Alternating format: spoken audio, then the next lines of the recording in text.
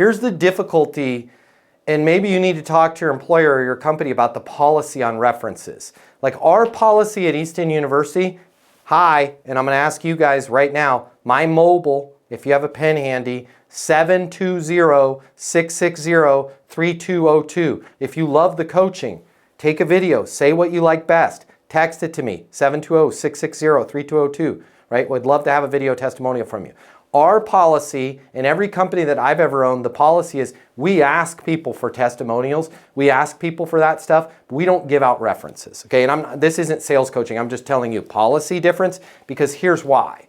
I have found that that's a really dangerous road to go, because if you ask for 3 references, I'm going to give you 3 names, and that's really not freaking cool of me to do that, because those 3 names might actually be your competition.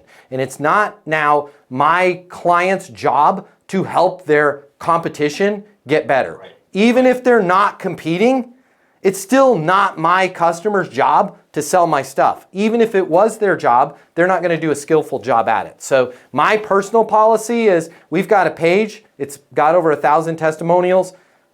Happy to have you check that out. As far as giving out people's names and numbers, we don't do that because, of course, you wouldn't want to have to, and I wouldn't want to put that pressure on you to have to constantly be taking calls, because we have a ton of people that are interested in in my case, sales coaching. The last thing you want to do is be knee-deep in your sales coaching and having to receive those calls. Fair enough? And then everybody backs down on that one. Now, if your company policy is we do give out references, I would ask, what specifically were you looking to, ask them? Right? And well, we want to know about the policy. In terms of the cancellation policy, what specifically were you hoping to see? And then see if you can give it out. And then in that case, give out the reference.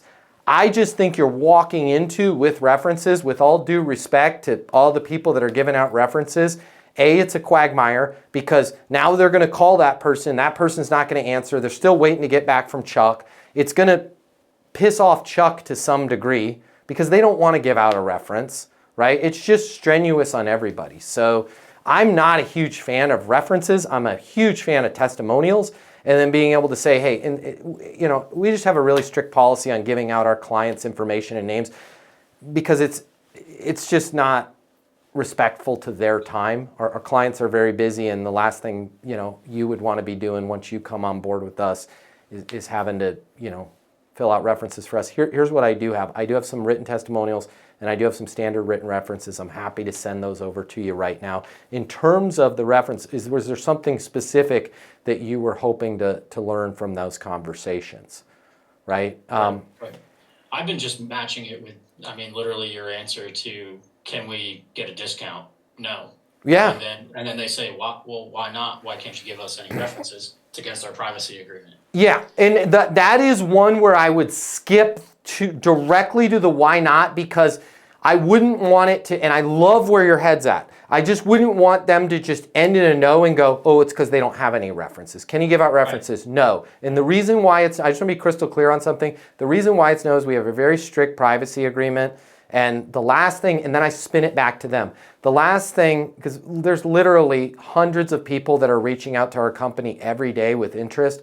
The last thing you want as a client is 3, 4, 5 different people from our sales department either giving your number out, which they'd get fired if they did that, or constantly badgering you and saying, hey, can I use you as a reference? Because these things tend to accumulate. They become cumulative. It doesn't seem like a big deal, but then the next thing you know, you're asked 11 times over the course of 6 months, and it's just, that's not something that we like to do for our clients, right? And that's a long-winded answer of it, but I think it's the right thing to do by your clients. I don't think it's your client's job to sell your stuff, and they're not going to do a good job of it. Hey, it's Matt Easton, founder of Easton University, the most effective sales coaching system in the world. If you like this video and you want to learn how to close, I want to give you my closing mini masterclass for free. Click the link somewhere around here, or just simply comment with the word closer, and I will get you access to the closing mini masterclass. I'll cover the $299 cost for you. It's free to you.